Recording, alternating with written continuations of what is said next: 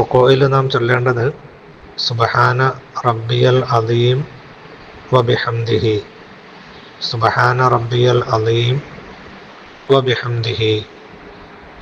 റുക്കോയിൽ പ്രത്യേകം ശ്രദ്ധിക്കേണ്ട ഒരു കാര്യം, ഖിയാമിൽ നിന്നാണ് നമ്മൾ റുക്കോയിലേക്ക് വരിക. ഫാത്തിഹ ഓതി അതിനുശേഷം സൂറത്ത് ഓതിയിട്ടായിരിക്കും റുക്കോയിലേക്ക് വരിക. ചില കുട്ടികളൊക്കെ അല്ലാഹു അക്ബർ എന്ന് പറഞ്ഞ് റുക്കോയിൽ വരികയും ഉടനെ തന്നെ ദിക്റൊന്നും ചിലപ്പോൾ ചൊല്ലാതെ തന്നെ സമി അല്ലാഹു ലിമൻ ഹമീദ എന്ന് പറഞ്ഞ് ഉയരുന്നതായിട്ട് കാണാം.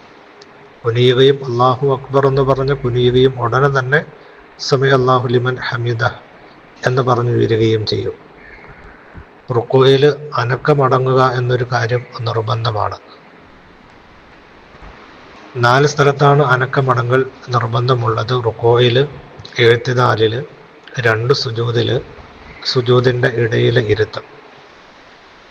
അനക്കമടങ്ങുക എന്ന് പറഞ്ഞാൽ ഒരു ഫർളിൽ നിന്ന് മറ്റൊരു ഫർളിലേക്ക് പോകുമ്പോൾ അതിനിടയിൽ വേർതിരിക്കുന്ന രൂപത്തിൽ അവയവങ്ങൾ അടങ്ങുന്നതിനാണ് അറബിയിലെ തുമഅനീനത്ത്, അനക്കമടങ്ങുക എന്നൊക്കെ പറയുക.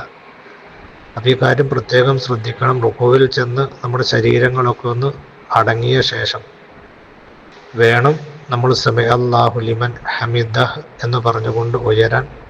നിസ്കാരത്തിൽ സ്പീഡ് കൂടി അനക്കമടങ്ങാതെ നമ്മൾ സമി അല്ലാഹു ലിമൻ ഹമിദഹ് എന്ന് പറഞ്ഞ് റുക്കോയിൽ നിന്ന് ഉയർന്നാൽ അത് നിസ്കാരം ബാത്തിലാകാൻ കാരണമാകും. അതുകൊണ്ട് പ്രത്യേകം ശ്രദ്ധിക്കുക. 3 പ്രാവശ്യമാണ് സുബ്ഹാന റബ്ബിയൽ അദീം വബിഹംദിഹി എന്ന് റുക്കോയിൽ നാം ചൊല്ലേണ്ടത്. പരീക്ഷയ്ക്ക് ചോദിക്കുവാൻ സാധ്യതയുള്ളത് കൊണ്ട് തെറ്റില്ലാതെ എഴുതി പഠിക്കുകയും ചെയ്യണമെന്നും ഉണർത്തുന്നു.